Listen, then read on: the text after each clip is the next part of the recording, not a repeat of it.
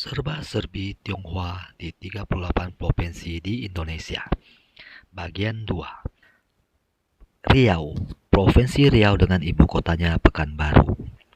Tionghoa Riau kebanyakan tinggal di daerah Kabupaten Bengkalis, Kota Pekanbaru, Dumai, Kabupaten Kepulauan Meranti di Kota Selat Panjang, dan terutama juga di Kota Bagan Siapi-Api, Kabupaten Rokan Hilir.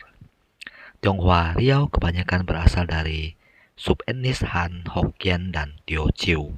Beberapa budaya tradisi Tionghoa yang dikenal luas di Riau adalah ritual bakar tongkang yang diadakan di Bagan Siapi-Api yang diadakan pada hari ke-16 bulan ke-5 penanggalan lunar.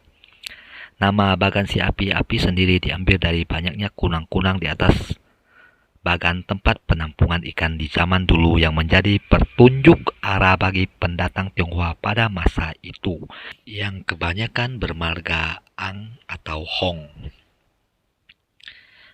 Jadi sampai saat ini pun Tionghoa Bagan Siapi-Api kebanyakan bermarga Ang.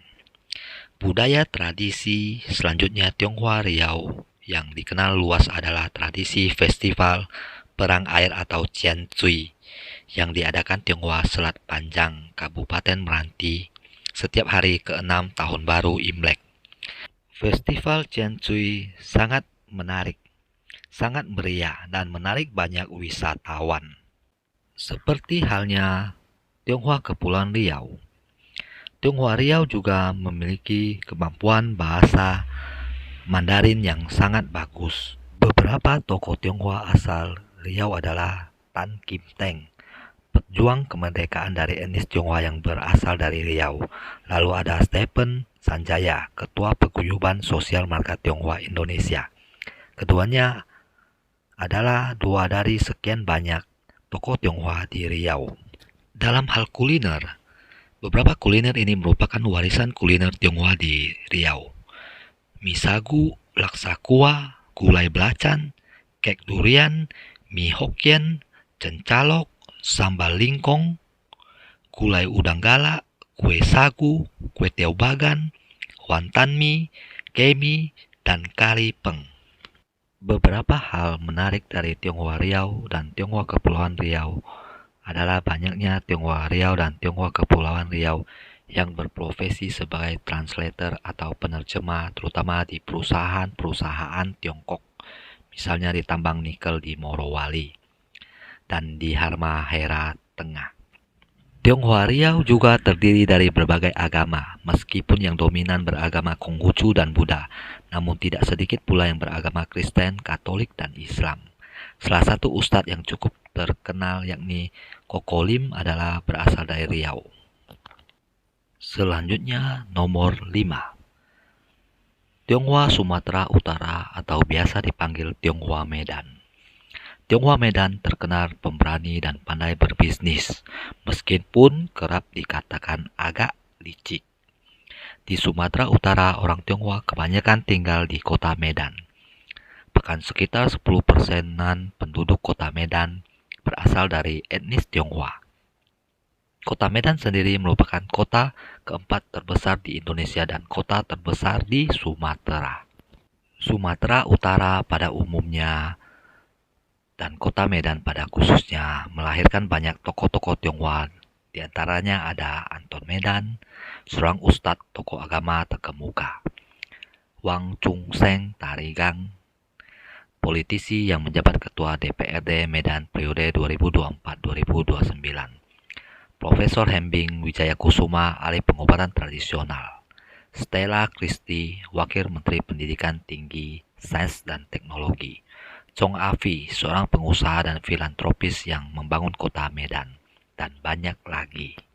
Beberapa kuliner Sumatera Utara yang berhubungan dengan etnis Tionghoa adalah bika Ambon, martabak piring, mie bihun tabona, teh susu telur, mie sup, bakmi Medan, tau kuah heci, mie Hokkien, cicong fan, sio bak pui, dan banyak lagi. Beberapa tempat wisata yang bernuansa Tionghoa yang dapat Anda kunjungi di kota Medan, terutama dan Sumatera Utara pada umumnya adalah Mahavihara Maitreya, Chong'avi Mansion, Museum Situs Kota Cina, Vihara Gunung Timur, Pagoda Taman Alam Lumbini di Brastagi, Tua Pekong Bulu Cina, dan banyak lagi.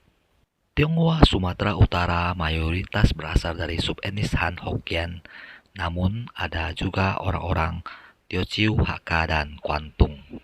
Meskipun mayoritas etnis Tionghoa Sumatera Utara beragama Buddha dan Konghucu, namun tidak sedikit pula yang beragama Kristen, Katolik, Islam, dan bahkan ada yang beragama Hindu. Di nomor 6 ada Jawa Tengah dengan ibu kota Semarang. Memiliki sejarah panjang perihal keberadaan dan asimilasi etnis Tionghoa di Nusantara. Sejarah ini dapat ditelusuri dari datangnya Fahien di Pulau Jawa pada abad ke-5, kedatangan utusan dari dinasti Tang pada abad ke-9, dan kedatangan Laksamana Chenho pada abad ke-15. Bahkan sekarang ini masih banyak peninggalan Laksamana Chenho di daerah Jawa Tengah. Di antaranya Kelenteng Sampokong di Semarang, Kelenteng Jurumudi di Semarang, Kelenteng Kiai Jangkar di Semarang, dan Goa Batu di Semarang. Mayoritas orang Tionghoa Jawa Tengah bermukim di Semarang, namun juga cukup banyak di daerah Lasem, Pekalongan, Solo, Magelang, dan kota-kota lainnya. Mayoritas etnis Tionghoa Jawa Tengah berasal dari subsuku Han Hokkien, dengan subsuku Han Teochew, Hakka, dan Guandong yang sangat sedikit. Dalam hal agama, etnis Tionghoa Jawa Tengah sangat beragam. Ada Buddha, Konghucu, Kristen, Katolik, Islam, bahkan Kejawen. Bahkan beberapa sumber lokal menceritakan bahwa Raden Fata, salah satu raja kerajaan Islam pertama, merupakan keturunan Tionghoa. Dan dalam banyak kisahnya, Laksamana Chenho sendiri beragama Islam dan banyak membawa Tionghoa Islam dari etnis Hui ke Nusantara pada saat itu, yang banyak berkontribusi dalam penyebaran Islam di Pulau Jawa pada masa itu. Beberapa kuliner Jawa Tengah yang banyak terpengaruh kuliner Tionghoa adalah soto Kudus, soto Sukaraja, mie ongklok, lumpia Semarang, wajik, bakmi Jawa, bakpia, dan banyak lagi. Jawa Tengah juga banyak melahirkan tokoh-tokoh besar dari etnis Tionghoa, mulai dari Oei Tiong Ham di zaman Hindia Belanda yang merupakan orang terkaya di Asia Tenggara. Choi Hin Chio asal Pekalongan yang menemukan jumlah kromosom manusia yang benar di tahun 1955. Malta Tilaar, pengusaha kosmetik dan jamu terkemuka. Atlet bulu tangkis legendaris Lim Swee King dan Hendra Setiawan. Robert dan Michael Hartono, bos jarum sekaligus orang terkaya di Indonesia. Bob Hasan, mantan Menteri Perindustrian dan Perdagangan Indonesia ke-16. Alvin Lee, anggota DPR periode 2004-2009 dan 1999-2004. Dan Ko Cheng Tiong alias Teguh Slamet Raharjo, pendiri klub lawak legendaris Sri Mulat. Dan banyak lagi tokoh-tokoh Tionghoa asal Jawa Tengah lainnya. Beberapa seni budaya Jawa Tengah yang berhubungan dengan etnis Tionghoa adalah wayang potehi, grebek sudiro, kesenian, gambang Semarang, dan lain-lainnya. Jawa Tengah adalah provinsi yang banyak melahirkan tokoh-tokoh Tionghoa Indonesia, dan juga provinsi dengan jumlah pengusaha-pengusaha besar miliarder etnis Tionghoa yang sangat banyak. Sekian seri konten serba-serbi Tionghoa Indonesia di 38 provinsi di part kedua ini. Ikuti terus channel ini dengan subscribe dan like video ini agar tidak ketinggalan part ketiga dan part-part selanjutnya. Terima kasih dan sampai jumpa.